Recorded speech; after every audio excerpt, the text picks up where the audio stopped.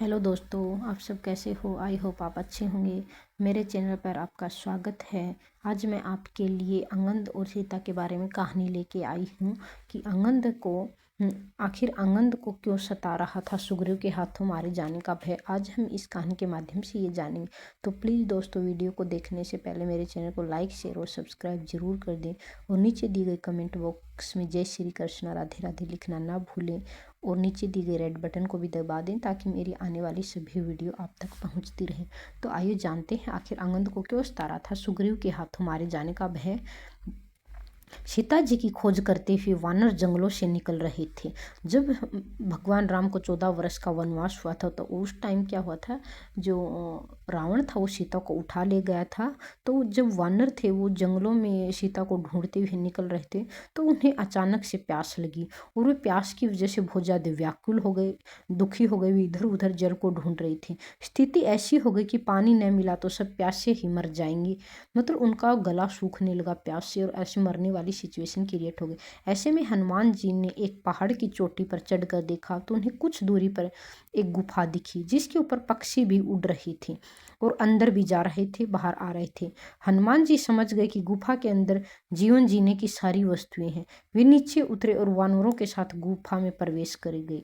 अंदर एक उपवन और तालाब और एक सुंदर सा मंदिर दिखा जिसमें तपोमूर्ति मूर्ति सी स्त्री बैठी थी। स्त्री को प्रणाम किया और तो उन्होंने पूरी बात समझी और तालाब में स्नान कर पेड़ों में लगे तरह तरह के स्वादिष्ट फल खाने की आज्ञा ली। इसके बाद उस तपोमूर्ति स्त्री ने कहा, अब वे ही वहां जाएगी जहां पर श्री रघुनाथ जी हैं। तुम लोग आंखें मूंद लो और गुफा छोड़कर बाहर जाओ। तुम लोग निराश न हो, सीता जी की खोज कर ही लोगे। इतना सुनते ही वानरों ने आंखें बंद की और जब खोली तो देखकर दंग रह गए कि सारे वीर वानर समुद्र तट पर खड़े हैं। ये उस माता की शक्ति से हुआ था। तपोमूर्ति स्त्री समुद्र तट में सीधे प्रभु श्री राम के पास पहुंची और उनके चरणों में मस्तक नवाकर कई तरह से विनती की। तो प्रभु ने उसे अपनी अनपायनी यानी कभी खत्म न होने वाली भक्ति दी। इसके बाद वह स्त्री प्रसन्नचित होकर बद्रिकाश्रम के लिए प्रस्थान कर गई। इधर वानरगण विचार कर रहे थे कि अवधि तो बीत गई पर श्री राम का एक काम भी वे नहीं कर सके हैं। अब सीता जी की खबर के लिए बिना वे लौट नहीं सकेंगे। बाली पुत्र अंगद तो निराशा में रोने लगे और दोनों नेत्र में आंसू भर के बोले, दोनों ही प्रकार से मृत्यु है। एक तो यहाँ पर सीता जी की सुध नहीं मिली, दूसरे वहां जाने पर वानर राज सुग्रीव मार डालेंगे। वे तो पिताजी का वध होने पर ही मुझे मार डालते, किंतु श्री राम ने ही मेरी रक्षा की। इसमें सुग्रीव महाराज का कोई एहसान नहीं है।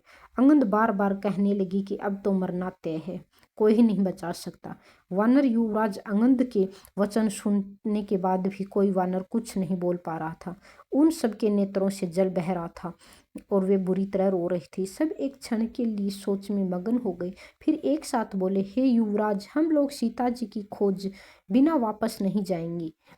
ऐसा कहकर वे सब लवण सागर के तट पर कुर्सी बिछाकर बैठ गए और जामवंत जी से भी अंगद का दुख नहीं देखा गया। तो उन्होंने समझाते हुए कहा, हे पुत्र, श्री राम जी को सामान्य मनुष्य न समझो, उन्हें निर्गुण ब्रह्मा, अजय और अजन्मा समझो। हम सब बड़े भाग्य वाले हैं जो उनकी सेवा करने के लिए यहाँ पे आए हैं। हमें उनकी सेवा करने का अवसर मिला है और सीता जी हमें ज़रूर मिल जाएगी, उनका पता हमें जल्दी ही मिल जाएगा। दुखी होने की ज़रूरत नहीं है।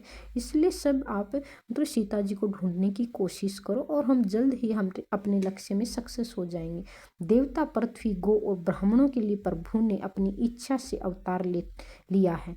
जामवंत जी ने अपने उपदेश के माध्यम से अंगद सहित सभी वानरों को ये बातें समझाई कि यह प्रभु की लीला है, वे चाहते हैं इसलिए ऐसा हो रहा है। तो दोस्तों, अगर आपको मेरी कहानी पसंद आई है तो वीडियो को लाइक, शेयर और सब्सक्राइब जरूर करें ताकि मैं ऐसी ही वीडियो और भी लेके आती रहूं और कमेंट जरूर करें।